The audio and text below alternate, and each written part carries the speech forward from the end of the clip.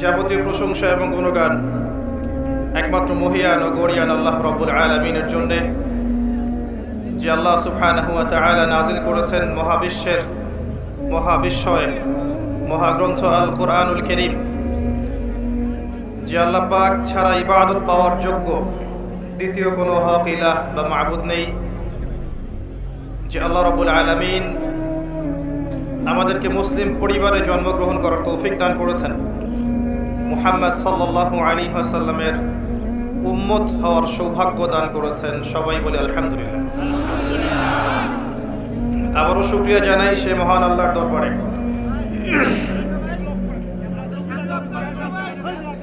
আল্লাহ রাব্বুল আলামিন বৃষ্টি মুখর এই পরিবেশের মধ্যেও আমাদেরকে এই মাহফিল সফল করার তৌফিক দান করেছেন। সবাই শুকরিয়া আদায় করি, বলি আলহামদুলিল্লাহ। যারা এই মাহফিল আয়োজন করেছেন, শ্রম দিয়েছেন, অর্থ দিয়েছেন, মেধা দিয়েছেন, এবং যারা শ্রোতা হিসেবে এসেছেন দ্বীনের জ্ঞান শোনার জন্য, জানার জন্য খালেস নিয়াতে, আল্লাহ পাক তাদের নিয়াত অনুযায়ী প্রতিফল দান করুন, আমিন। অগণিত অসংখ্য দরুদ এবং সালাত বর্ষিত হোক মহান আল্লাহ প্রেরিত সর্বশেষ নবী এবং চূড়ান্ত নবী, মানবতার মুক্তির দূত মুহাম্মদুর রাসূলুল্লাহ সাল্লাল্লাহু আলাইহি ওয়াসাল্লামের প্রতি। আমরা সবাই একটাবার দরুদ শরীফ পড়ি। আল্লাহুম্মা সাল্লি আলা মুহাম্মদ ওয়া আলা আলি মুহাম্মদ কামা সাল্লাইতা আলা ইব্রাহিম ওয়া আলা আলি ইব্রাহিম ইন্নাকা হামিদুম মাজিদ।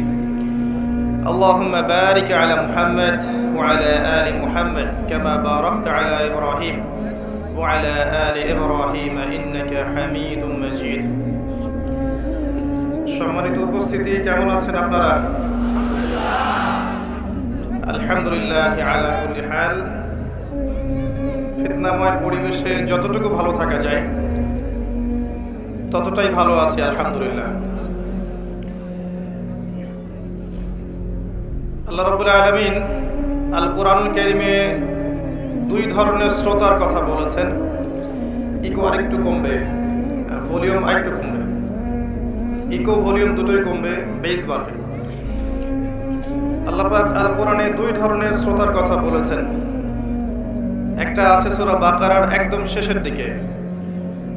এক শ্রেণীর শ্রোতা আছে যারা বলে সামি'না ওয়া আতা'না, আমরা শুনলাম এবং মেনে নিলাম। আল্লাহ পাক তাদের প্রশংসা করেছেন এবং তাদেরকে মুমিন বলে আখ্যায়িত করেছেন। পক্ষান্তরে আরেক শ্রেণীর শ্রোতার কথা আল্লাহ পাক বলেছেন বনু ইসরাঈলের মধ্যে, এটাও সূরা বাকারার মধ্যেই আছে। তারা বলে ক্বালু সামি'না ওয়া আসাইনা, আমরা শুনলাম কিন্তু মানব না। তো আমরা এই দুই শ্রেণীর মধ্যে কোন শ্রেণীর অন্তর্ভুক্ত হতে চাই?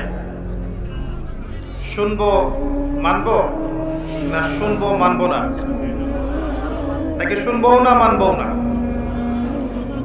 এখানে যারা খালেস ভাবে দিনের কিছু কথা শোনার, বোঝার, জানার, আমল করার নিয়াতে এসেছেন, তাদের জন্যই আমাদের এই আয়োজন, আমাদের এই কষ্ট মেহনত, তাদের উদ্দেশ্যেই।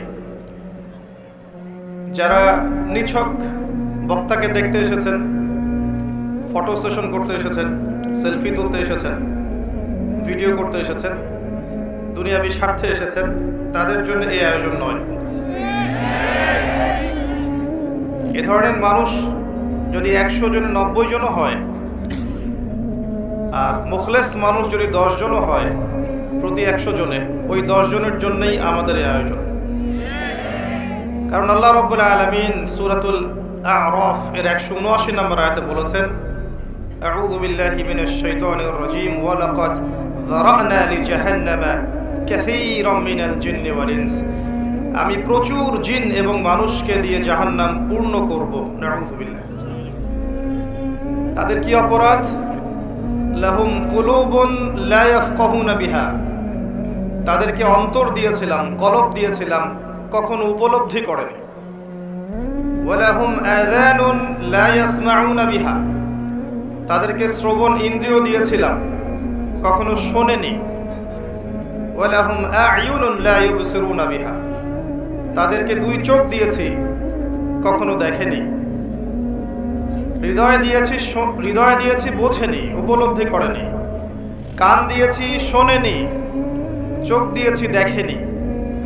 কি কারণে এমনটা করলো তারা? উত্তর, উলাইকা কাল আনআম, এরা হচ্ছে জন্তু জানোয়ারের মতো, এরা হচ্ছে গবাদি পশুর মতো। দে আর জাস্ট লাইক ক্যাটলস। বাল হুম আদাল, আল্লাহ বলছেন বরং তার চাইতেও এরা নিকৃষ্ট। ওয়া উলাইকা হুমুল গাফিলুন, এরা হচ্ছে গাফেল সম্প্রদায়। আল্লাহ রাব্বুল আলামিন জাহান্নামে যাওয়ার কারণ বলছেন, উপলব্ধি করতে হবে। কলব এমনি এমনি দেয়া হয়নি, বুঝতে হবে। কান এমনি দেয়া হয় নাই, শুনতে হবে। বাহিরের কান নয়, ভিতরের কান। চোখ এমনি দেয়া হয় নাই, দেখতে হবে। শুধু বাহ্যিক চোখ নয়, হৃদয়ের চোখ। আল্লাহ পাক আমাদেরকে কলব দিয়ে বোঝার তৌফিক দান করুন, হৃদয় দিয়ে শোনার তৌফিক দান করুন, হৃদয়ের চোখ দিয়ে দেখার তৌফিক দান করুন। হৃদয়ের চোখের কথা আসলেই একজন নবীর ঘটনা মনে পড়ে যায়। এটা দিয়েই শুরু করতে চাচ্ছি আজকে। আর আমি জানতে পারলাম এখানে আসার পরে যে মাহফিল যারা আয়োজন করেছেন তাদের নাম কাহাফ ফাউন্ডেশন। তো সূরা কাহাফ এর কথা মনে পড়ে গেল। সূরাতুল কাহাফ সেই সূরা যা আপনাকে মাসিহুদ দাজ্জালের ফিতনা থেকে বাঁচাবে। নবী সাল্লাল্লাহু আলাইহি ওয়াসাল্লাম বলেছেন, এমন কোন নবী ছিলেন না যিনি তার কওমকে মাসিহুদ দাজ্জালের ফিতনা সম্পর্কে সতর্ক করেননি। এমনকি উদাহরণ দিতে গিয়ে তিনি বলছেন যে নূহ আলাইহিস সালাম পর্যন্ত তার কওমকে দাজ্জালের ফিতনা সম্পর্কে সতর্ক করেছেন। তার মানে নূহ আলাইহিস সালামের সময়ও দাজ্জাল ছিল পৃথিবীতে, তার অস্তিত্ব ছিল। কিন্তু সে বের হবে আখিরুজ জামানে, অর্থাৎ নবী সাল্লাল্লাহু আলাইহি ওয়াসাল্লামের উম্মার মধ্যে। আল্লাহর নবী সাল্লাল্লাহু আলাইহি ওয়াসাল্লাম বলেছেন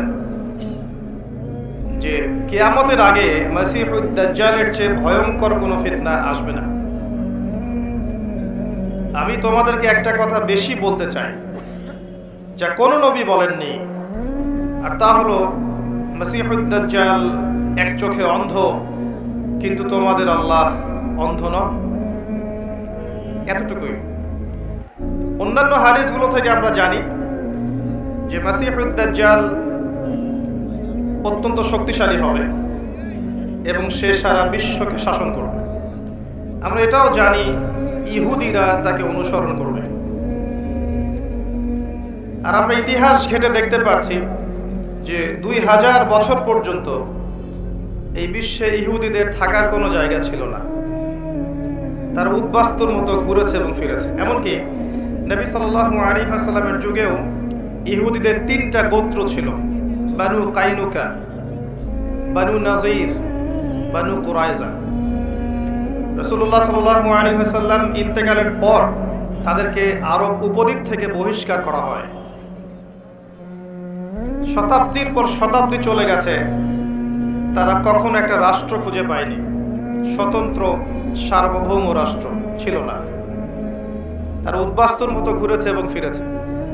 মিস্টেরিয়াসলি, রহস্যজনকভাবে আমরা দেখছি প্রথম বিশ্বযুদ্ধের পর থেকে, বেলফোর ডিক্লারেশনের পর থেকে ব্রিটেনের সহযোগিতায় ইহুদিরা জেরুজালেম দখল করল রহস্যজনকভাবে। এর আগের 2000 বছর তাদের কোনো রাষ্ট্র ছিল না।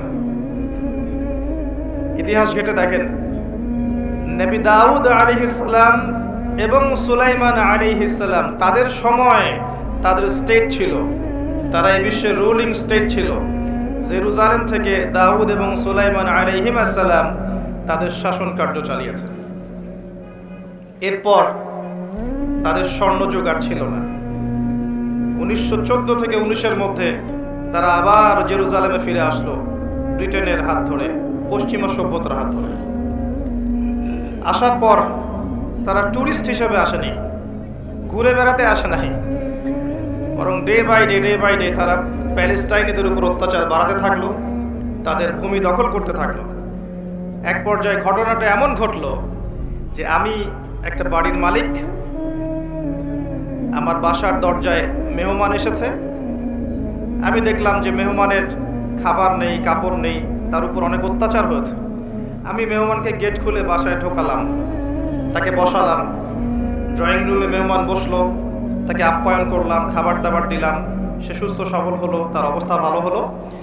এক পর্যায়ে সেই মেহমান আমাকে বাসা থেকে বের করে দিল এবং আমি বাসার দরজায় দাঁড়িয়ে গেট নক করছি, আমার বাসা আমাকে ফেরত দাও, আমার বাসা আমাকে ফেরত দাও।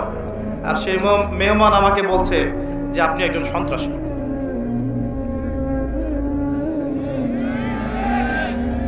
অনেক সময় লাগলো বুঝতে, লাহুম কুলুবুন লা ইয়াফকাহুনা বিহা, অনেক সময় লাগলো। এই হচ্ছে প্যালেস্টাইনিদের জীবন। দরজায় নক করছে, আমার বাসা আমাকে ফেরত দাও, আর সবাই বলছে তুমি সন্ত্রাসী। 1914 পর থেকে তারা এইভাবে দখল করা শুরু করলো। আস্তে আস্তে আস্তে বিগত 70 বছরে প্রথমে ব্রিটেনের হাত ধরে, তারপরে আমেরিকা এবং পশ্চিমা সভ্যতার হাত ধরে তারা আস্তে আস্তে এমন উন্নতি সাধন করলো যা বিগত 2000 বছরে তারা করেনি। তারা রাষ্ট্র পেল, সার্বভৌম ক্ষমতা পেল, জেরুজালেমকে রাজধানী ঘোষণা করা হলো, তারা মিডিয়া নিয়ন্ত্রণ করা শুরু করলো, প্রযুক্তিগত উন্নয়ন সাধন করলো, নিউক্লিয়ার ওয়েপেন্স তৈরি করলো। তাদের মাথা ব্যথার কারণ এটা যে ইরান কয়টা নিউক্লিয়ার ওয়েপেন্স তৈরি করছে, কিন্তু ওদের মাথা ব্যথার কারণ এটা নয় যে আমরা কয়টা করছি, মানে স্টেট অফ ইসরায়েল কয়টা করছে।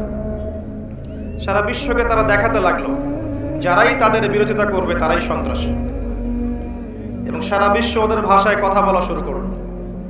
এখন পর্যন্ত সবাই মোটামুটি ওই ভাষায় কথা বলে। যাই হোক, এরপর তারা জিওপলিটিক্স, ইকোনমিক্স, মিডিয়া, প্রযুক্তি, ফাইন্যান্স, সামরিক বিষয়, নিউক্লিয়ার ওয়েপেন্স সবকিছু নিয়ন্ত্রণ করা শুরু করলো।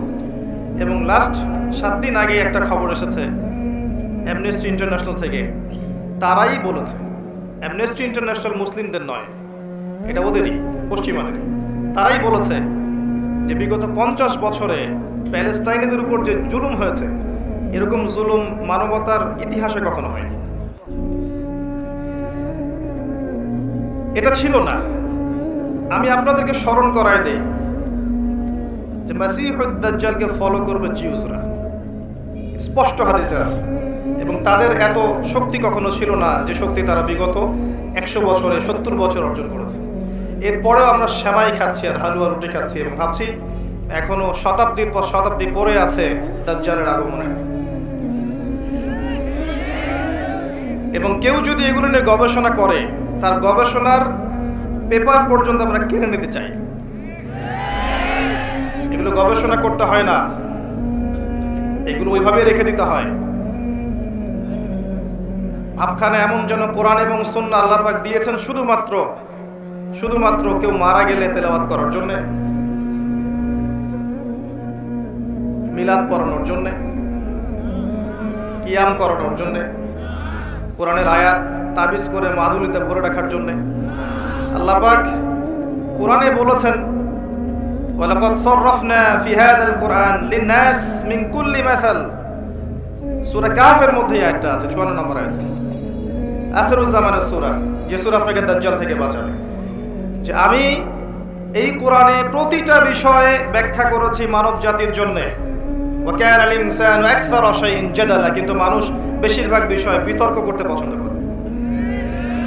আল্লাহ সূরা নাহলে বলেছেন, ওয়া নাযালনা আলাইকাল কিতাব, হে নবী আমি আপনার প্রতি এমন একটা কিতাব নাযিল করেছি, তিবিয়ানান লিকুল্লি শাই, যে কিতাব প্রত্যেকটা বিষয়ের ব্যাখ্যা,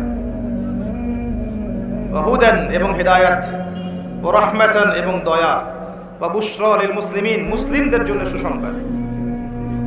আল্লাহর রাসূল সাল্লাল্লাহু আলাইহি ওয়াসাল্লাম মুসলিম শরীফের হাদিসে বলেছেন, ইন্নাল্লাহা ইয়ারফাউ বিহাযাল কিতাবি আকওয়ামান, আল্লাহ পাক এই কোরআনের মাধ্যমে বহু জাতিকে উন্নতি দেন। ওয়া ইয়াদউ বিহিল আখারিন, এবং অনেককে আল্লাহ পাক অপদস্থ করে।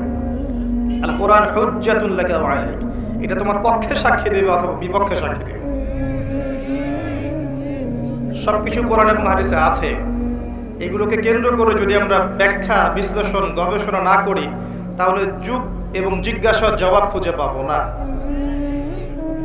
অবশ্যই গবেষণায় ভুল হতে পারে, ভুল হলে গবেষক শুধরে নেবেন। তার মানে এই নয় যে কোরআনের আয়াতগুলোর পিছনে যে লেখা আছে লাআল্লাহুম ইয়াতাযাক্কারুন, লাআল্লাকুম তা'কিলুন, লাআল্লাহুম ইয়াকিলুন, এই যে কথাগুলো আছে লাআল্লাহুম ইয়াতাফাক্কারুন, এই কথাগুলোকে আমরা অ্যাভয়েড করতে পারি না। তো যে পয়েন্টটা থেকে এখানে আসলাম, যে এই সূরা আপনাকে মাসিহুদ দাজ্জালের ফিতনা থেকে বাঁচাবে, আর দাজ্জালকে ফলো করবে এরাই। এবং তাদের অবস্থা আজকে বিশ্বের দিকে তাকালে দেখবেন তারা বিশ্বকে রুল করছে, নেতৃত্ব দিচ্ছে। মুসলিমদের ইগোতে লাগে যখন এই কথা বলা হয়, মুসলিমদের আত্মসম্মান বোধে লাগে, ইগোতে লাগে, আত্ম অহমিকায় লাগে। না, আমাদেরকে ওরা রুল করছে না। আমাদের 57টা বা 60টার বেশি রাষ্ট্র আছে, সামরিক বাহিনী আছে, আমাদের প্রাকৃতিক সম্পদ আছে, আমাদের অনেক কিছু আছে। আমরাই বিশ্বের সেরা, এটা ভুলে যান। এক সময় ছিলাম আমরা বিশ্বের সেরা, এখন আমরা বিশ্বের সেরা নই। কোন দিক থেকে সেরা আমরা? ধর্মতাত্ত্বিক দৃষ্টিকোণ থেকে দেখেন, আজকে মুসলিমদের তাওহীদের মধ্যে শিরকের জয় জয়কার। আজকে মুসলিমদের সুন্নাহর মধ্যে বেদাতের জয় জয়কার। অর্থনৈতিক জীবনে গিয়ে দেখেন, মুসলিমদের হালালের মধ্যে হারামের জয় জয়কার। মুসলিমরা সুদ খাচ্ছে অবলীলায়, ঘুষ খাচ্ছে অবলীলায়, দুর্নীতি করছে, সম্পদ আত্মসাৎ করছে অবলীলায়, মিথ্যা বলছি, চুরি করছি, ডাকাতি করছি, ছিনতাই করছি, ধর্ষণ করছি, জিনা করছি, মাদক খাচ্ছি, অনাসক্ত হচ্ছি, ক্যাসিনোতে যাচ্ছি, জুয়া খেলছি, দুনিয়ার প্রতি আসক্ত হয়ে গেছি মুসলিমরাই। কোন দিক থেকে আমরা স্বতন্ত্র, স্বাধীন এবং ইজ্জত, শরাফত লাভ করতে পেরেছি এই বিশ্বে? ধর্মতাত্ত্বিক ক্ষেত্রে আরো দেখবেন আমরা ধর্মের নামে হাজারটা দলে বিভক্ত আছি। পলিটিক্যালি আমরা হাজার দলে বিভক্ত, আমরা সোশ্যালি দেখবেন বিভক্ত, আমরা দিন প্রচারের ক্ষেত্রেও বিভক্ত। দেখবেন এক বক্তা আরেক বক্তার নিন্দা না করতে পারলে পেটের ভাত হজম হয় না। দেখবেন একজন আলেম আরেকজন আলেমকে গালি না দিলে তার দিনের দাওয়াত নাকি হচ্ছে না। এবং এটার দলিল হচ্ছে তা'মুরুনা বিল মা'রুফ ওয়া তানহাউনা আনিল মুনকার। মাশাআল্লাহ। তারপরে খেয়াল করে দেখবেন দুই ভাই, আপন মায়ের পেটের দুই ভাই, দুইটা আলাদা আলাদা পলিটিক্যাল দল করে, কিন্তু দুই ভাই হওয়া সত্ত্বেও এক ভাই আরেক ভাইয়ের প্রতি শত্রুতা পোষণ করছে। প্রত্যেকটা সেক্টরে আপনি যান, সামাজিক, পলিটিক্যাল, ইকোনমিক, ধর্মতাত্ত্বিক, প্রতিটা দেখবেন আমরা সেক্টেরিয়ালি ডিভাইডেড। আমরা বিভিন্ন ধর্ম এবং গোত্রে, দলে এবং উপদলে বিভক্ত, এবং এক একটা দলের শাখা দলও আছে, অনেক উপদলও আছে, এবং সবাই দাবি করছে যে আমরাই হকপন্থী এবং আমরাই জান্নাতের ডিলার। তোমার লিজ লাগলে আসো, নিয়ে যাও। তো কোনখানে আমাদের শক্তি? আচ্ছা, একটা আয়াত কোরআনে মনে হয় আছে, আপনারা কি পড়েছেন? সূরা আলে ইমরানের 103 নম্বর আয়াতে কোরআনে সম্ভবত আছে আয়াতটা। এটা বেদে নাই, এটা বাইবেলে নাই, এটা তাওরাত, জাবুর, ইনজিলে সম্ভবত ছিল না। ওয়া'তাসিমু বিহাবলিল্লাহি জামিআন ওয়া লা তাফাররাকু, তোমরা মুমিনরা, ঈমানদার যারা আছো, তারা আল্লাহর রজ্জুকে শক্ত করে আঁকড়ে ধরো, একত্রিত হয়ে, ঐক্যবদ্ধভাবে। এই আয়াতটা কি বেদে আছে ভাই? বাইবেলে না কোরআনে? আয়াতটা আমরা জানি না মনে হয়, জাদুঘরে আছে আয়াতটা। যখন একটা আয়াত কোরআনে থাকে, দুটো আদেশ, ওয়া'তাসিমু বিহাবলিল্লাহি জামিআন ওয়া লা তাফাররাকু, আল্লাহর রজ্জু মানে কি? কোরআন, সুন্নাহ এবং দ্বীন ইসলাম। এর চেয়ে বেশি ব্যাখ্যার তো প্রয়োজন নাই। এটাকে আল্লাহ বলেছেন ঐক্যবদ্ধভাবে আঁকড়ে ধরতে। এটার কি তাফসীরের প্রয়োজন হয়? ওয়ালা তাফাররাকু, এবং দলে দলে বিভক্ত হইও না তোমরা। বিভক্তিটা কি জনগণ করে? আম জনগণ, যারা ফলোয়ার্স, যারা মুকাল্লিদ, তারা কি বিভক্তির স্রষ্টা? আয়াতটা কোরআনে আছে। একটা আয়াত যখন স্পষ্ট কোরআনে থাকবে এবং আমরা চাক্ষুষ দেখেও পাশ কাটিয়ে যাচ্ছি, এটা কি কোরআনের অবমাননা নয়? এটা কি কোরআনকে বাহাত দিয়ে ধরার চাইতেও বড় পাপ নয়? এটা কি কোরআনকে অজু ছাড়া স্পর্শ করার চেয়েও বড় পাপ নয়? একজন অমুসলিম নাস্তিক মুরতাদ মনে করেন কোরআনকে পুড়িয়ে দিয়েছে, নাউযুবিল্লাহ, বা অবমাননা করেছে, তখন আন্দোলন হয় না? গায়ের রক্ত গরম হয় না? এবং দেখা যায় ওই কোরআনের জন্য তখন জীবন দিতে প্রস্তুত থাকে মুসলিমরা, তাই না? এটা কোরআনে আছে। মুসলিমদেরকে এই আয়াতটা আমল করতে বলা হয়েছে। এরপরে যদি আমরা না করি তাহলে কে বড় পাপী? ওই অবমাননাকারী কাফের মুরতাদ নাকি আমি? ও তো জানেই না কোরআন কি জিনিস। নিঃসন্দেহে ওরটা বড় পাপ, কিন্তু আমার পাপটাকে ছোট করে দেখার সুযোগ নেই। কোরআনে যখন আল্লাহ বলছেন ওয়ালা তাকরাবু জিনা, জিনার ধার কাছেও যেও না, তারপরেও যুব সমাজ আমরা যাচ্ছি, তাহলে এটা কি কোরআনের অবমাননা নয়? আল্লাহ পাক বলছেন ইত্তাকুল্লাহ, আল্লাহকে ভয় করো, ওয়া যারু মা বাকিয়া মিনার রিবা, সুদের অবশিষ্ট অংশ ছেড়ে দাও, ওয়া ইল্লাম তাফআলু, যদি তোমরা এটা না করো, ফা'যানু বিহারবিন মিনাল্লাহি ওয়া রাসূলিহি, ফা'যানু বিহারবিন মিনাল্লাহি ওয়া রাসূলিহি, যদি সুদ না ছেড়ে দাও তাহলে আল্লাহ এবং তার রাসূলের সাথে যুদ্ধের ঘোষণা শুনে রাখো। এটা কোরআনে আছে, আমি বানিয়ে বলিনি। এটা ওই কোরআনেই আছে যে কোরআন আপনার বাসায় আছে। জাস্ট সূরা বাকারাটা খোলেন, শেষের দিকে দেখেন, 3য় পারায় আছে। এরপরেও আমাদের পুরো ইকোনমিক সিস্টেম সুদভিত্তিক। এটা কি কোরআনের অবমাননা নয়? নাকি শুধু ওযু ছাড়া স্পর্শ করলে অবমাননা হবে? আল কোরআনের আলো ঘরে ঘরে জ্বালতে চাই, তাই না? 80% মুসলিম কোরআন তেলাওয়াত করতে জানে না। যারা মুখস্থ করছি কোরআন, দেখা যায় মুখস্থ করার পরে আরো 20-30 বছর পার হয়ে গেছে, কিন্তু এখন পর্যন্ত কোরআনের অর্থ সে জানে না। কোরআনের বেশিরভাগ আয়াতগুলোর অর্থ আমরা আমজনতা জানি না। কোরআনের আদেশ পুরো মানতে পারি না, নিষেধগুলোকে বর্জন করতে পারি না। কেউ কেউ আছেন এমন যারা আদেশ কিছুটা মানি ঠিকই, নিষেধকে বর্জন করতে পারি না। কোরআনের দাওয়াত, প্রচার, প্রতিষ্ঠা, আল্লাহর জমিন, আল্লাহর দিন প্রতিষ্ঠার জন্য চেষ্টা করি না। এই বিষয়গুলোকে কোরআন এবং সুন্নাহকে অবমাননা করা হয় কিনা এর উত্তরটা আপনারা খুঁজবেন অনুগ্রহ করে। আল্লাহ পাক আমাদেরকে বোঝার তৌফিক দান করুন।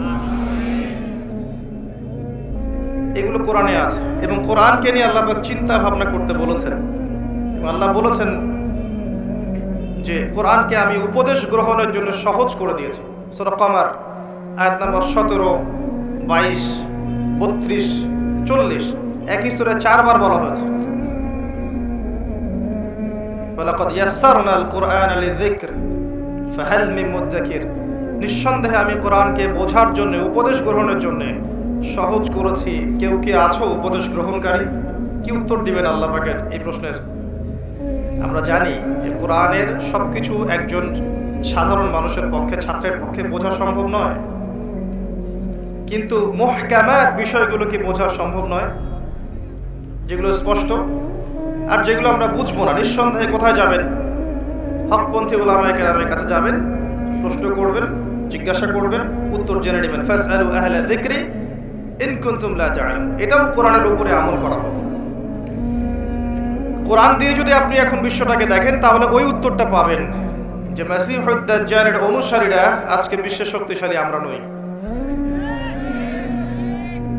এবং সবচেয়ে মজার আরেকটা বিষয় আছে যে কিয়ামতের পূর্বে আসা সবচেয়ে বড় ফিতনাটাকে নিয়ে আমাদের খুব বেশি বইপত্র লেখা হয়নি, এবং ইনস্টিটিউশনগুলোতে হোক সেটা সেকুলার কনসেপ্টে বা ইসলামিক কনসেপ্টে মাসিহুদ দাজ্জালকে কেন্দ্র করে আলাদা কোনো সাবজেক্ট নাই। অথচ সে এই পৃথিবীর সবচেয়ে বড় ফিতনা। একটু বুঝাই তাহলে বুঝবেন ইনশাআল্লাহ। এখন সারা বিশ্বের দিকে আপনি তাকাচ্ছেন, দেখছেন যে মুসলিমরা বিভক্ত, আমাদের ঐক্য নাই, আমাদের শক্তি নাই, কোনো খিলাফা নাই, আমির নাই, নেতা নাই, আমাদের স্বতন্ত্র মিডিয়া নাই, স্বতন্ত্র প্রযুক্তি নাই, ইকোনমিক বেস নাই স্বতন্ত্র, আমাদের পলিটিক্যাল পাওয়ার নাই ইউনিভার্সাল, মানে আপনার ওয়ার্ল্ড ওয়াইড জিওপলিটিক্যালি মুসলিমদের উপর অত্যাচার হচ্ছে, হত্যা হচ্ছে, সুদ ঘুষ জেনা ব্যভিচার দুর্নীতি সব কিছু হচ্ছে। এই সমস্ত ফিতনাগুলোকে যদি একত্রিত করেন, এই সমস্ত ফাসাদগুলোকে যদি একত্রিত করেন, তারপরেও এটা মাসিহুদ দাজ্জালের চেয়ে ভয়ঙ্কর ফিতনা হবে না? তারপরেও এই সাবজেক্টটাকে নিয়ে আমাদের খুব একটা মাথা ব্যথা নাই। আল্লাহ পাক আমাদেরকে বোঝার তৌফিক দান করুন। এবারে আসেন, এই সূরা আপনাকে এখান থেকে বাঁচাবে। তার আগে আপনাকে দৃষ্টিভঙ্গি পরিবর্তন করতে হবে। এই ফাউন্ডেশনের নাম দেখে ওই দৃষ্টিভঙ্গির কথা মনে পড়লো। একজন নবী বক্তব্য দিচ্ছিলেন, জনগণের মধ্যে একজন বললেন, আপনি খুব চমৎকার আলোচনা করেছেন, আপনি কি পৃথিবীর সবচেয়ে জ্ঞানী মানুষ? তিনি বললেন, হ্যাঁ আমি পৃথিবীর সবচেয়ে জ্ঞানী মানুষ। আল্লাহ পাক তাকে ধরলেন, বললেন, হে মূসা আলাইহিস সালাম, তুমি পৃথিবীর সবচেয়ে জ্ঞানী মানুষ নও। আমার একজন বান্দা আছে যাকে তুমি 2 সাগরের মিলন স্থলে পাবে, যার নাম খিদির অর্থাৎ শ্যামল, সে এই পৃথিবীর সবচেয়ে জ্ঞানী মানুষ। নবী মূসা আলাইহিস সালাম বললেন, আমি তার সাথে দেখা করতে চাই, I want to meet him. Allah পাক বললেন, মাছ নাও, মাছ, থলের মধ্যে মাছ নাও, যাত্রা শুরু করো। যেখানে গিয়ে দেখবে এই মাছ জীবিত হয়ে গেছে, সেখানেই সেই ব্যক্তির সাক্ষাৎ পাবে। তিনি চলতে লাগলেন। তার সাথে ছিল ইউশা বিন নুন, যিনি পরবর্তীতে নবী হয়েছেন। এক পর্যায়ে তিনি রাস্তা ভুল করলেন এবং ক্লান্ত হয়ে পড়লেন। অনেকদিন বলেছি, জীবনে আপনার চলার পথ যদি ভুল হয়, আপনি দ্রুত ক্লান্ত হয়ে যাবেন। আজকেও যদি আপনার জীবনের চলার পথ আল্লাহ এবং তার রাসূলের আনুগত্যের দিকে না হয়, অতি দ্রুত আপনি ক্লান্ত হয়ে যাবেন, শেষ বয়সে সুইসাইড করে মরতে হতে পারে। যদি আপনার জীবনের চলার পথ আল্লাহর পথে হয়, শেষ বয়সেও আপনি হুঙ্কার ছাড়তে পারবেন ইনশাআল্লাহ। বাংলাদেশে এমন বরেণ্য অনেক ওলামায়ে কেরাম আছেন এবং চলে গেছেন, শেষ বয়সে গিয়েও দেখবেন দিনের জন্য কি মেহনতটাই না করেছে, এবং কওমি ঘরানা থেকেই তারা বেশি ছিলেন, আমার অবজারভেশন, এটা আমার মত। ভালো খায়ের এবং কল্যাণ যেখানেই আছে, সেখানে আমাদেরকে যেতে হবে এবং তার পক্ষে আমাদেরকে থাকতে হবে। যদি এমন হয় যে আপনার সামনে দাঁড়িয়ে কেউ আপনাকে থাপ্পড় দিয়েছে, কিন্তু যে থাপ্পড় দিয়েছে ওমর রাদিয়াল্লাহু আনহুর মতো মানুষদের সুন্নাহ, যারা মনের দিক থেকে খুব স্বচ্ছ হন, স্পষ্টভাষী হন। যাই হোক, মূসা আলাইহিস সালাম আবারও ফিরে আসলেন, তার সঠিক রাস্তায় ফিরে আসলেন। ওই ব্যক্তির সাক্ষাৎ পেলেন, দেখলেন তিনি একটা সাখরার উপর বসে আছেন, অর্থাৎ পাথরের উপর বসে আছেন। শেষ জামানার সবচেয়ে জ্ঞানী মানুষ যারা হবেন, তাদের চরিত্রটাও পাথরের মতো হতে হবে, সামান্য বাতাসে ঝরে যাবে না। এরপর তিনি তাকে সালাম দিলেন। খিদির আলাইহিস সালাম বললেন, এই জনমানব শূন্য জায়গায় সালাম কোত্থেকে আসলো? নবী মূসা আলাইহিস সালাম বললেন, আমি বানু ইসরাইলের মূসা। তুমি কি বানু ইসরাইলের মূসা? হ্যাঁ, আমি বানু ইসরাইলের মূসা। এর অর্থ হচ্ছে খিদির আলাইহিস সালাম বানু ইসরাইল ছিলেন না। আজকের স্টেট অফ ইসরায়েলকে আমরা বলতে চাই যে তোমরা পৃথিবীর সবচেয়ে জ্ঞানী মানুষ নও। তারা মনে করে যে they are the elite society of the world. তারা এই পুরো মহাবিশ্বেরই এলিট সোসাইটি, বাকি সব হচ্ছে ককরোচ বা তেলাপোকা। তারা এমনটাই মনে করে, তাদের ইগো আছে। কিন্তু আল্লাহ পাক কোরআনে বলছেন, সে খিদির আলাইহিস সালাম বানু ইসরাইলের অন্তর্ভুক্ত ছিল না। বানু ইসরাইল কি? তাদের নবী মূসা আলাইহিস সালামকে আল্লাহ পাক বলেছেন, তুমি পৃথিবীর সবচেয়ে জ্ঞানী মানুষ নও। খিদির আলাইহিস সালাম যখন তার পরিচয় ব্যক্ত করলেন, তখন মূসা আলাইহিস সালাম বললেন যে আমি কি আপনার সাথী হতে পারি? এই উদ্দেশ্যে যে আল্লাহ পাক আপনাকে যা শিখিয়েছেন সেখান থেকে আপনি আমাকে কিছু শেখাবেন। হাল আত্তাবিউক আলা আন তুআল্লিমানি মিম্মা উল্লিমতা রুশদা, সূরা কাহফ পড়ে দেখেন। ক্বালা, এরপরে খিদর আলাইহিস সালাম বলছেন, ইন্নাকা লান তাসতাতিআ মাইয়া সাবরা, হে মূসা তুমি তো আমার সাথে ধৈর্য ধরতে পারবে না। কেমন টিচার, স্টুডেন্ট আসছে শিখতে, টিচার বলছে তুমি তো সবর করতে পারবে না। কি পরিমাণ প্রজ্ঞা থাকলে, কি পরিমাণ দূরদর্শিতা থাকলে একজন শিক্ষক বলতে পারেন তুমি তো ধৈর্য ধরতে পারবে না। আপনি একটা বাচ্চাকে, একটা না 100টা বাচ্চাকে পড়ান 1 বছর, ফাইনাল পরীক্ষার আগে আপনি বলতে পারবেন যে এই 5 জনের মধ্যে ভালো করবে এই কয়জন, এই 10 জন ভালো করবে না। এটা আপনি বলতে পারবেন না। কিভাবে? আপনি কি গায়েব জানেন না? কিভাবে? প্রজ্ঞা, আপনার বাসীরা, আল্লাহর নূর দিয়ে দেখছেন আপনি, এবং এটা আপনার অভিজ্ঞতা। ওই যে মালায়েকা কি বলেছিল, আতাজআলু ফিহা মান ইউফসিদু ফিহা ওয়া ইয়াসফিকুদ দিমা, আল্লাহ আপনি এমন কাউকে সৃষ্টি করতে যাচ্ছেন পৃথিবীতে যে পৃথিবী থেকে 2টা কাজ করবে, অনলি 2টা, রক্তপাত ঘটাবে, ফাসাদ সৃষ্টি করবে। তাকায় দেখেন বিশ্বের দিকে, মানুষ প্রত্যেকটা সেকশনে ফাসাদ সৃষ্টি করেছে এবং একে অপরের রক্তপাত ঘটিয়েছে। স্টিল না ঘটিয়ে যাচ্ছে, আগামীতেও ঘটাবে ইনশাআল্লাহ। তাহলে কি ফেরেশতারা গায়েব জানতেন? বসীরা, প্রজ্ঞা। এই যে ইন ফিউচার যে কিছু কথা বলা হয়, যেমন দাজ্জাল এমনটা করতে পারে, সে আকাশ নিয়ন্ত্রণ করবে, এই আকাশ নিয়ন্ত্রণের অর্থ এমনটা হতে পারে যে সে পুরো এই আকাশে যে টেকনোলজি আছে, প্রযুক্তি আছে, এটাকে নিয়ন্ত্রণ করবে। তার হাতে রুটির পাহাড় থাকবে, এর অর্থ এমনও হতে পারে যে সে পুরো বিশ্বের ইকোনমিক সেকশনটা নিয়ন্ত্রণ করে ফেলবে। তার ফলোয়ারদেরকে সে জান্নাত দিবে, আর তাকে যারা ফলো করবে না ওদেরকে জাহান্নামে ঢুকাবে। এটা তো মানে সত্যিকার অর্থের জান্নাত জাহান্নাম নয়, কারণ এক হাতে জান্নাত নিয়ে ঘোরা কি সম্ভব?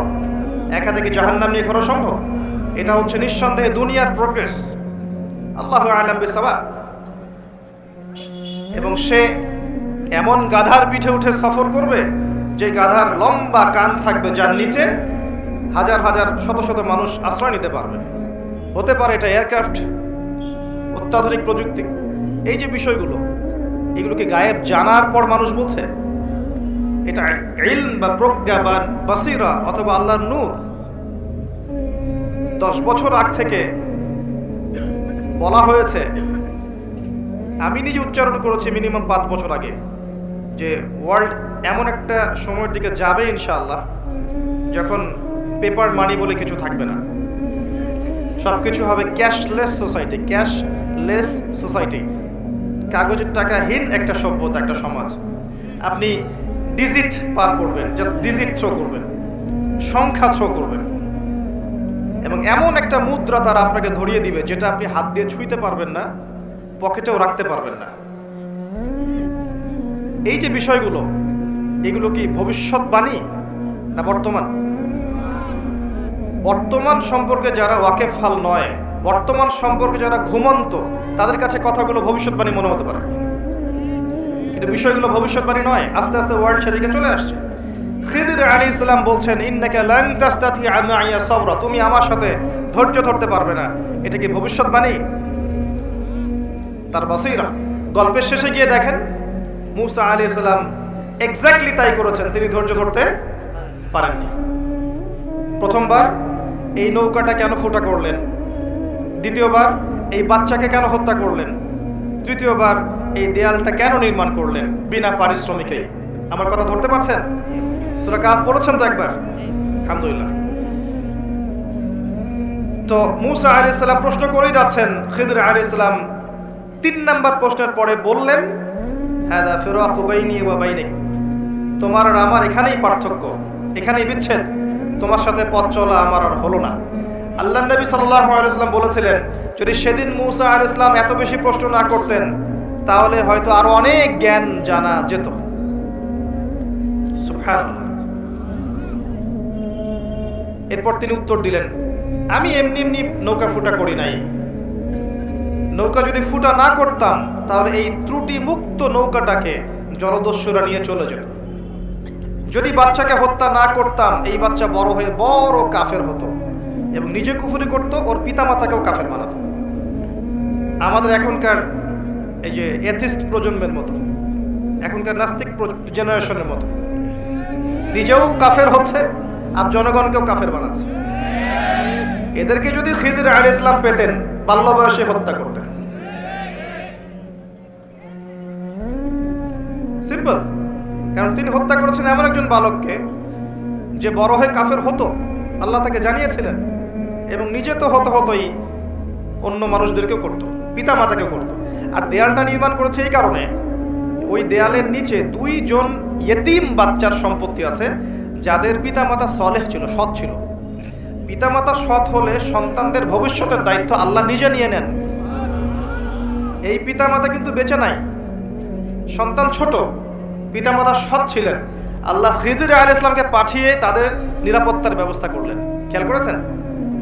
আপনি আমি যদি সৎ হই, আপনার আমার সন্তানকে নিয়ে এত টেনশন করার কিছু নাই। তাদের ভবিষ্যতের দায়িত্ব কে নেবেন? আল্লাহ নিয়ে নেবেন ইনশাআল্লাহ।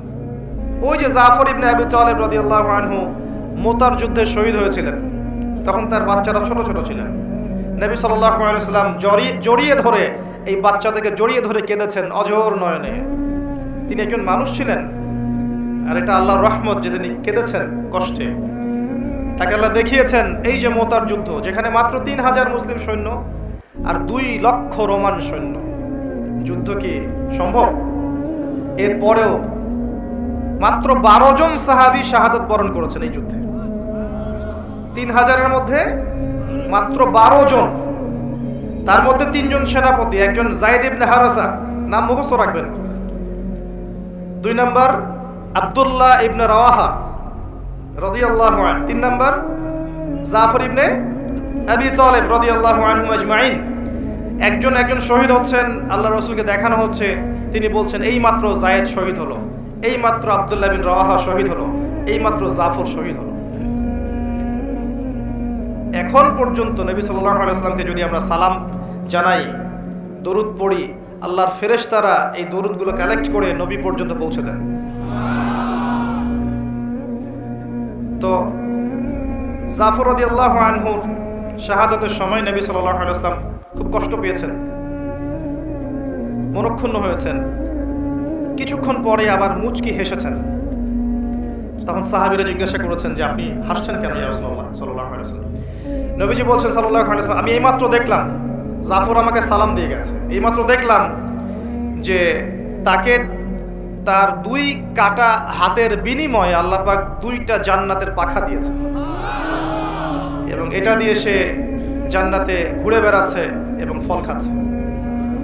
তার বাচ্চাদেরকে নবী সাল্লাল্লাহু আলাইহি ওয়াসাল্লাম আদর করেছেন, কেঁদেছেন। ওই বাচ্চা বড় হয়ে পরবর্তীতে তার বাবা যে পথের পথিক ছিল, তারাও সেই পথের পথিক হয়েছেন। তাদের বাচ্চার ভবিষ্যৎ নিয়ে টেনশন করতে হয়েছে? হয়নি। পিতামাতা সৎ হলে বাচ্চা কাচ্চার ভবিষ্যতে টেনশন করতে হয় না। একটা কথা বলতে চাই, এই 3 জন সাহাবী শাহাদাত বরণ করার পরে আল্লাহ রাব্বুল আলামিনের একজন তরোয়ার সাইফ, তিনি পতাকা হাতে নিয়েছেন এবং তার হাতে আল্লাহ পাক এই যুদ্ধে মুসলিমদের বিজয় দান করেছেন। তার নাম কে বলতে পারবেন? শুকরান। খালিদ বিন ওয়ালিদ রাদিয়াল্লাহু আনহু জীবনের একটা বড় পর্যায় পর্যন্ত ইসলামের বিপক্ষে ছিলেন, এমনকি উহুদের যুদ্ধে মুসলিমদের বিপক্ষে ছিলেন। তার একার শৌর্যবীর্যে উহুদের দিন মুসলিমদের মধ্যে অনেক সাহাবী শহীদ হয়ে গেছেন, এবং প্রায় 70 জন, এবং মুসলিমদেরকে একটা বিপর্যয়ের সম্মুখীন হতে হয়েছে একজনের কীর্তির কারণে, খালিদ বিন ওয়ালিদ রাদিয়াল্লাহু আনহু। শোনেন, উমর রাদিয়াল্লাহু আনহু অস্ত্র হাতে বের হয়েছেন নবী সাল্লাল্লাহু আলাইহি ওয়াসাল্লামকে হত্যা করার জন্য। সেই ওমর রাদিয়াল্লাহু আনহুকে আল্লাহ পাক ইসলামের দ্বিতীয় খলিফা বানিয়েছেন। সেই খালিদ বিন ওয়ালিদ রাদিয়াল্লাহু আনহুকে আল্লাহ পাক মুতার যুদ্ধে এমন শৌর্যবীর্য দিয়েছিলেন যে তিনি বলছেন আমার হাতে ওই দিন 9টা তরোয়াল ভেঙেছে। কয়টা? 9টা তরোয়াল আমার হাতেই ভেঙেছে, তাহলে চিন্তা করেন কতজন কাফেরকে সে জাহান্নামে পাঠিয়েছে।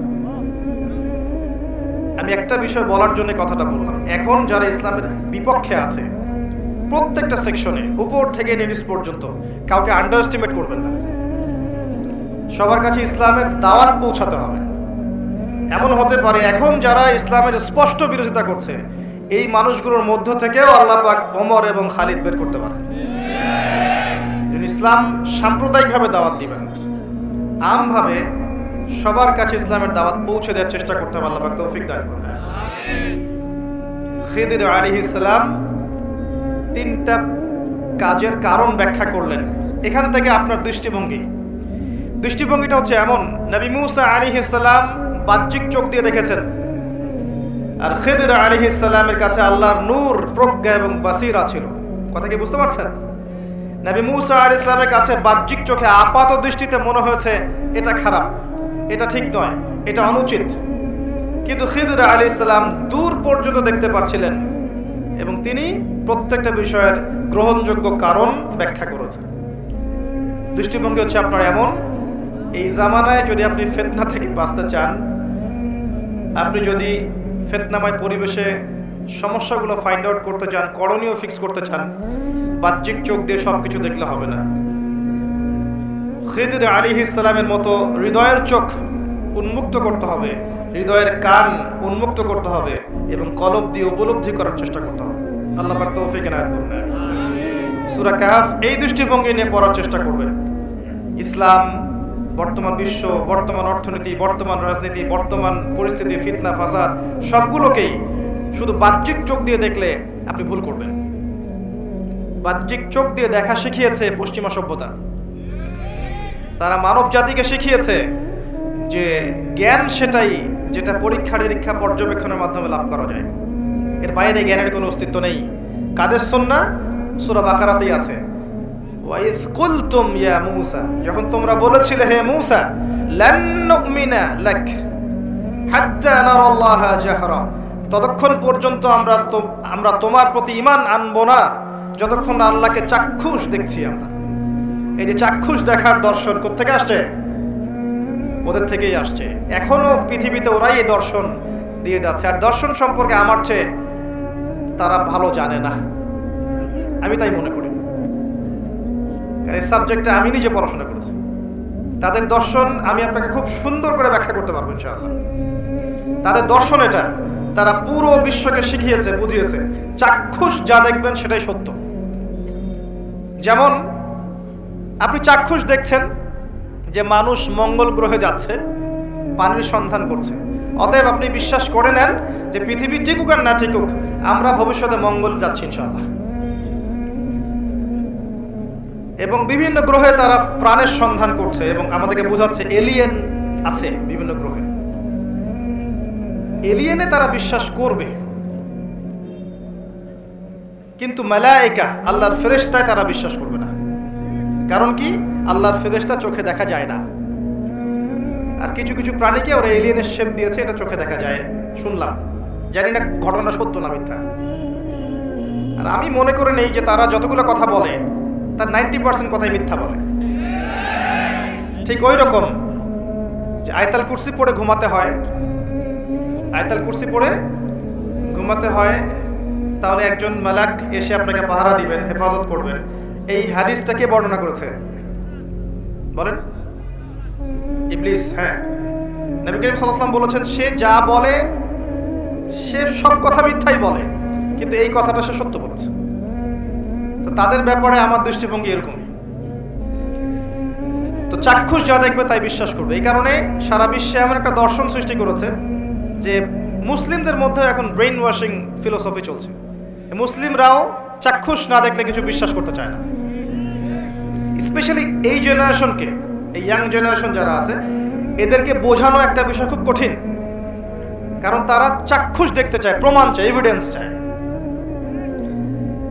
যেমন শিখিয়ে দিয়েছে এই মহাবিশ্ব সৃষ্টি হয়েছে বিগ ব্যাং থেকে, তাই না? মহাবিস্ফোরণ থেকে। এর বাইরে তারা কিছু বিশ্বাস করবে না। কিন্তু আমরা যখন কোরআন থেকে দলিল দিচ্ছি, আল্লাহ পাক সূরা আম্বিয়া এর 30 নম্বর আয়াতে বলেছেন আওয়ালাম ইয়ারাল্লাযীনা কাফারু আন্না সামাওয়াতি ওয়াল আরদা কানাতা রাতকান ফাফাতাকনাহুমা। কাফেররা কি লক্ষ্য করে দেখে না যে আসমান সমূহ এবং জমিন একটা বিন্দুর মধ্যে ছিল, একসাথে ছিল, একত্রিত ছিল। ফাফাতাকনাহুমা, এরপর আমরা এটাকে পৃথক করে দিয়েছি। আমি আল্লাহ এটাকে পৃথক করে দিয়েছি। এই যে বিগ ব্যাং এর দলিল সূরা আম্বিয়া পাওয়া গেল। এভাবে দিলে ইয়াং জেনারেশন বিশ্বাস করছে।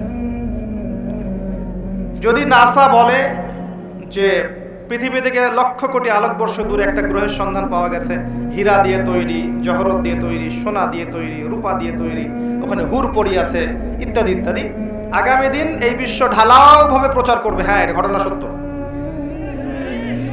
আল্লাহ পাক শুধু কোরআনেই নয়, তাওরাত জাবুর ইনজিলেও বলেছিলেন যে জান্নাত একটা জিনিস আছে, মুত্তাকিদের জন্য আল্লাহ পাক প্রস্তুত করেছেন। এই সভ্যতা এটা বিশ্বাস করবে না, কারণ সে চাক্ষুষ দেখেনি এখন পর্যন্ত। এই যে দর্শন লান নুমিনা লাকা হাত্তা নারাল্লাহা জাহরা, এটা নতুন দর্শন নয়, এটা প্রাচীন দর্শন। এরা নতুনত্ব দিয়েছে, কিন্তু এখানে মনে রাখবেন আপনার ঈমানের প্রতিটা পিলার অদৃশ্য বিশ্বাস। কিসে বিশ্বাস? আল্লাহ যদি চোখের সামনে থাকতেন ফেরাউনও তাকে সিজদা করত। তাহলে এই আয়াত কোথায় যেত? লিনাবলুয়াকুম আইয়ুকুম আহসানু আমালা। আল্লাহ পাক পৃথিবীতে পাঠিয়েছেন পরীক্ষা করার জন্য যে আমাদের মধ্যে আমলে কে উত্তম। আল্লাহ যদি চোখের সামনে থাকতেন, ফেরেশতারা আমাদের চোখের সামনে থাকতো, মানুষ আজরাইলকে দেখতে পায়, মালাকুল মউতকে দেখতে পায়, তাহলে কি পাপ করে? পরীক্ষা হয়। সিম্পল। এটা বোঝার জন্য পিএইচডি করার দরকার আছে? এখন এগুলো বোঝায় ঈমানের 6 পিলার প্রতিটাই গায়েব। আল্লাহকে দেখতে পাই না, বিশ্বাস করতে হবে। মালায়েকাকে দেখি না, এই জায়গা মালায়েকা ঘিরে রেখেছেন, দেখি না, বিশ্বাস করতে হবে। আগের আসমানি কিতাব একটাও দেখি নাই। ইভেন অনেক মুসলিম তো কোরআনও দেখে নাই। এমনও মুসলিম আছে কোরআন দেখে নাই, জানে যে একটা কোরআন বলে একটা কিতাব আছে, বাবা মারা গেলে খুলে পড়তে হয় বা হুজুরকে ডেকে আনে পড়াতে হয়। নিজে পড়ার তো তৌফিক হয় নাই, হুজুরকে ডেকে এনে পড়াতে হয়। আর এক শ্রেণীর মাশাআল্লাহ সেরকম মানুষও বের হয়েছে, কণ্ঠাকে পড়ে দিবে, পকেট ভর্তি করে বাসা চলে আসবে। সেও চিন্তা করেছে যাক একে বাগে পাওয়ার এটাও একটা বুদ্ধি। এরকম পরিণত হওয়া উচিত। যেমন সন্তান তেমন পরিণতি হয়েছে। যাই হোক, আসমানি কিতাব সব আমরা দেখি নাই, বিশ্বাস করতে হবে। নবী রাসূলগণ সবাইকে দেখেছেন?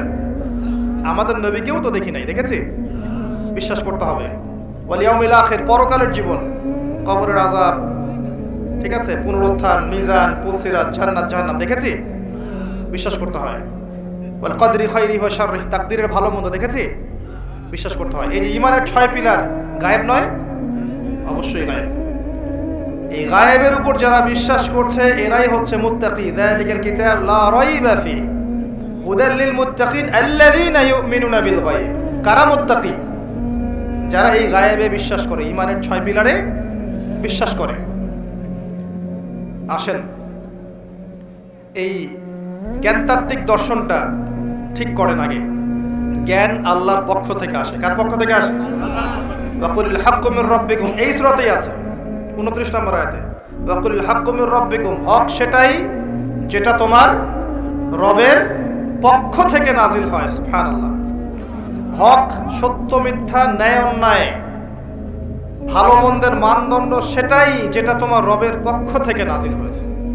কি নাজিল হয়েছে রবের পক্ষ থেকে? মানুষের মস্তিষ্ক প্রসূত বিদ্যা, বুদ্ধি, দর্শন, কনস্টিটিউশন, কি নাজিল হয়েছে? আল্লাহর কিতাব। যখন তাওরাত নাজিল হয়েছিল, তাওরাতই ছিল হক। যখন জাবুর নাজিল হয়েছিল, জাবুরই ছিল হক। যখন ইনজিল নাজিল হয়েছে, ইনজিলই ছিল কি? হক। এখন আছে কোরআন, কিয়ামত পর্যন্ত থাকবে কি? কোরআন। তাহলে হক বাতিলের মানদণ্ড কি? হ্যাঁ, অবশ্যই এর ব্যাখ্যায় সুন্নাহ আসবেই। আসবে না? নাকি শুধু কোরআন মানবেন, সুন্নাহ মানবেন না? এক শ্রেণীর মানুষ বের হয়েছেন এখন, শুধু কোরআন মানি, সুন্নাহ হাদিস মানি না, সুন্নাহ মানি না। এটা আরেকটা বড় ফিতনা। আল্লাহ পাক কোরআনে বলেছেন যে ওয়ামা আতাকুমুর রাসূলু ফাখুযুহু ওয়ামা নাহাকুম আনহু ফানতাহু। রাসূল তোমাদেরকে যা দিয়েছেন সেটা কি করো? গ্রহণ করো। আর রাসূল যা থেকে নিষেধ করেছেন তা থেকে দূরে থাকো। হাদিস না মানলে কিভাবে এর উপর আমল করবে? তো এই ফিতনায় পা দিয়েন না। হাদিস আল্লাহর পক্ষ থেকেই এসেছে, এটা আলাদা কোন উৎস থেকে আসেনি। ওয়ামা ইয়ানতিকু আনিল হাওয়া ইন হুয়া ইল্লা ওয়াহয়ু ইউহা। রাসূল সাল্লাল্লাহু আলাইহি ওয়াসাল্লাম নিজের মন গড়া কোনো কথা বলেন না, তিনি ওইটাই বলেন যে আল্লাহর পক্ষ থেকে ওহী করা হয়। সো কোরআন এবং সুন্নাহ ছাড়া হকের অন্য কোনো মানদণ্ড আছে? নাই।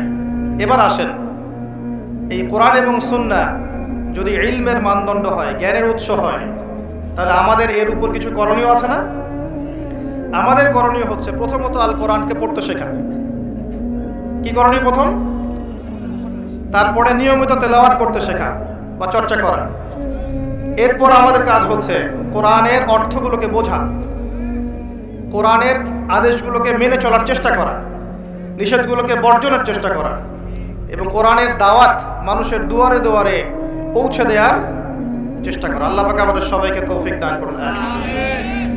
দৃষ্টিভঙ্গি বুঝলেন, খিদর আলাইহিস সালামের মতো হওয়ার চেষ্টা করেন। এরপরে আপনি সূরা কাহফটা পড়ার চেষ্টা করেন। প্রত্যেক জুমার দিন পড়তে হয়। প্রথম দিকের আয়াতগুলো মুখস্থ করার চেষ্টা করেন, প্রথম 10, কমপক্ষে শেষের 10। কিছু আয়াত মুখস্থ করে ফেলবেন, এতে আপনার লাভ আছে। আমার পরামর্শ, সূরা বাকারার প্রথম 5টা আয়াত পড়া যাবে না? সূরা ফাতিহা এটা তো পারেন মাশাআল্লাহ, সূরা ফালাক, নাস, ইখলাস, সূরা কাফিরুন, সূরা বাকারার 255 নম্বর আয়াত আয়াতুল কুরসি, শেষের 3টা আয়াত, তারপরে আপনার সূরা হাশরের শেষের 3 আয়াত, সূরা জিন প্রথম 10, সূরা কাহফ প্রথম 10 শেষের 10, সূরা মুলক, সূরা ইয়াসিন, সম্ভব হলে সূরা আর রহমান, সূরা ওয়াকিয়া। এই যে আয়াতগুলো আছে এগুলো একটু মুখস্থ করার চেষ্টা করা যায় না? পারবো না ইনশাআল্লাহ? সারা বছরে আমরা এখন পর্যন্ত মাশাআল্লাহ 100-200 বই পড়ি নাই? পড়েছি ইনশাআল্লাহ, পড়েছি না? আমরা বই পড়েছি, উপন্যাস পড়েছি, আমরা বাংলা, ইংরেজি, অঙ্ক, ফিজিক্স, কেমিস্ট্রি, বায়োলজি মাশাআল্লাহ অনেক কিছু পড়েছি, পড়ি নাই? আল্লাহ আমাদেরকে তৌফিক দান করুন, আমরা যেন আল কোরআন পরিপূর্ণরূপে মুখস্থ করতে না পারলেও আমরা যেন আংশিক হলেও মুখস্থ করতে পারি। আল্লাহ পাক আমাদের সবাইকে তৌফিক ইনায়াত করুন, আমিন। এরপরে আমি শেষ করার আগে সূরা কাহফের কিছু বিষয় আপনাদের সাথে শেয়ার করব ইনশাআল্লাহ। সেটা হলো সূরা কাহফ আপনাকে শেষ জামানা থেকে বাঁচাবে ইনশাআল্লাহ। এর মধ্যে একটা গল্প আছে, আসহাবুল কাহফের গল্প। কার গল্প? এই আসহাবুল কাহফের গল্পটাকে খুব ভালো করে পড়বেন। পড়লে আপনি বুঝতে পারবেন যে এই গল্পের মধ্যে এমন কিছু একটা আছে যেটা আপনাকে মাসিহুদ দাজ্জাল, সমসাময়িক ফিতনা এবং চলমান বৈশ্বিক ফিতনাগুলো থেকে বাঁচাবে ইনশাআল্লাহ তাআলা। তাদের মূল কাজটা ছিল এই যে তারা ঈমান নিয়ে এসেছিল, প্রথমে ঈমানটা গোপন রেখেছে, এরপর ঈমানটাকে প্রকাশ করেছে, ঈমানের দাওয়াত মানুষকে দিয়েছে। দাওয়াত দেওয়ার পর কিছু মানুষ, মানে বেশিরভাগ মানুষই তাদের দাওয়াত কবুল করেনি।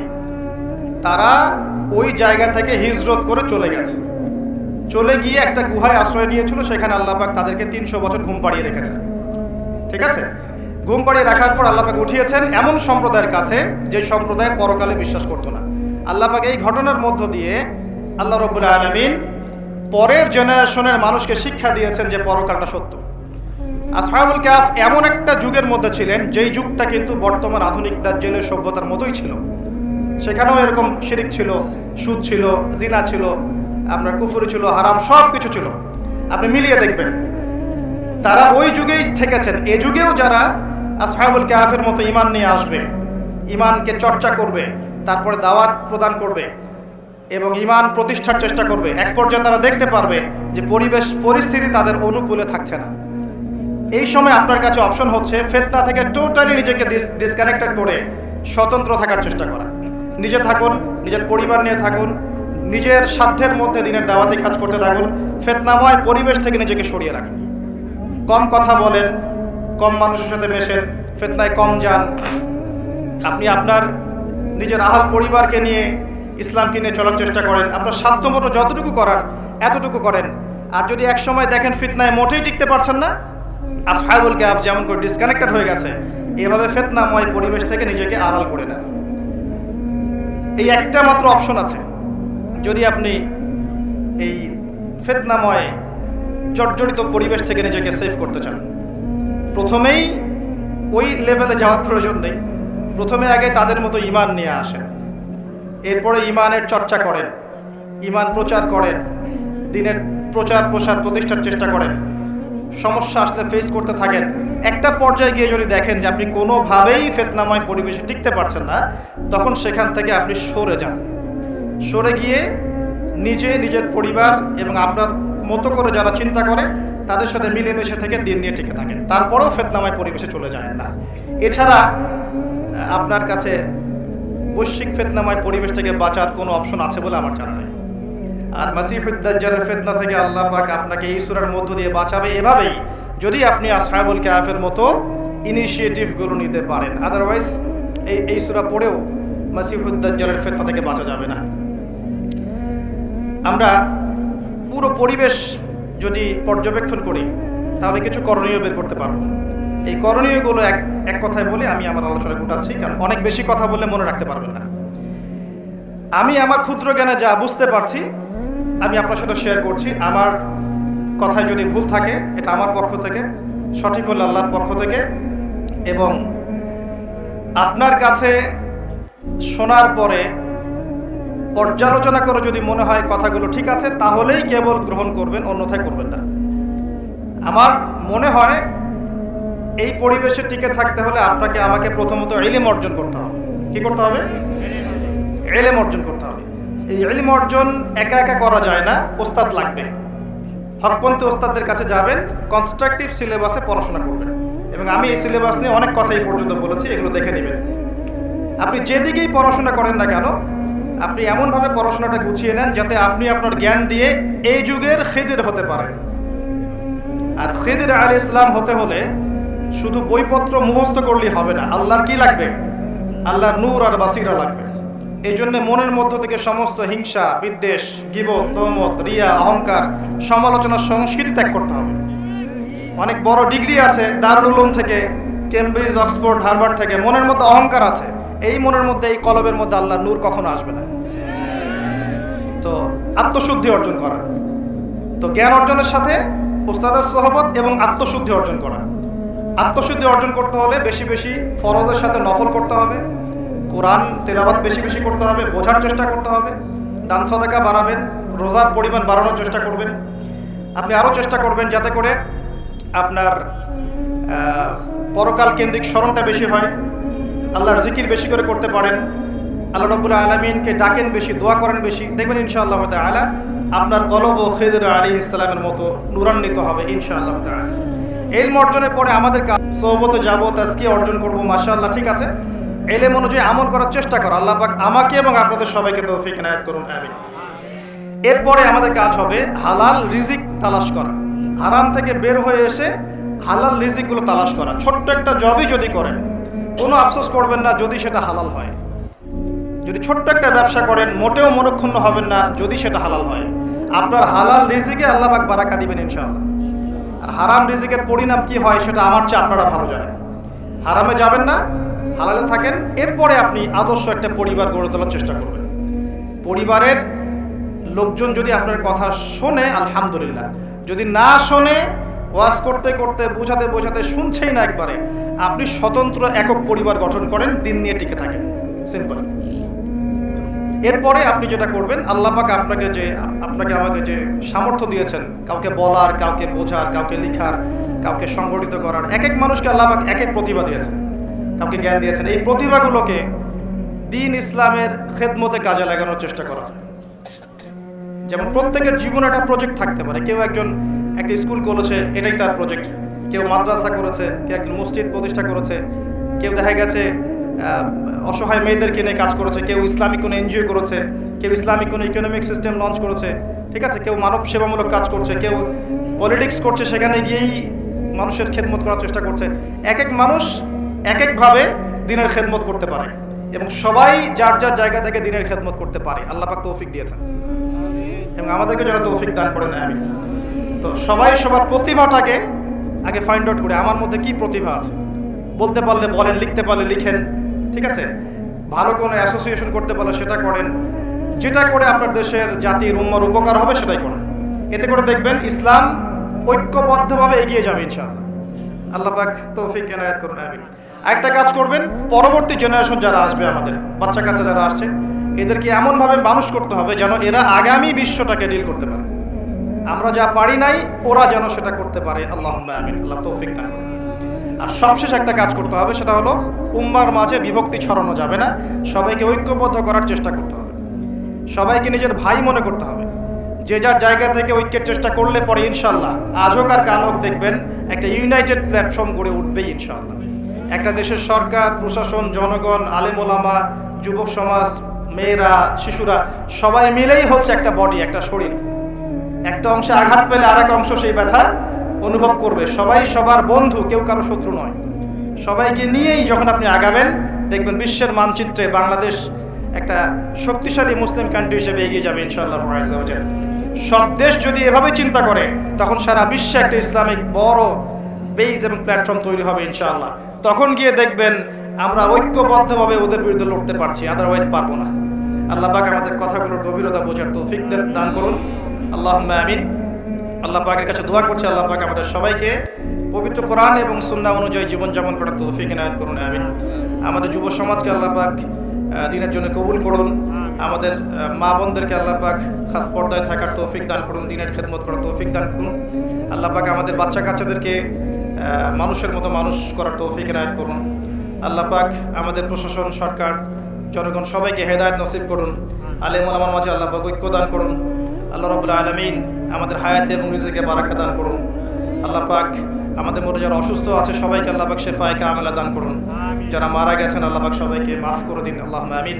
সর্বোপরি আল্লাহ পাক আমাদেরকে যে যার জায়গা থেকে দ্বীন ইসলামকে এগিয়ে নিয়ে যাওয়ার তৌফিক এনায়েত করুন, আমিন।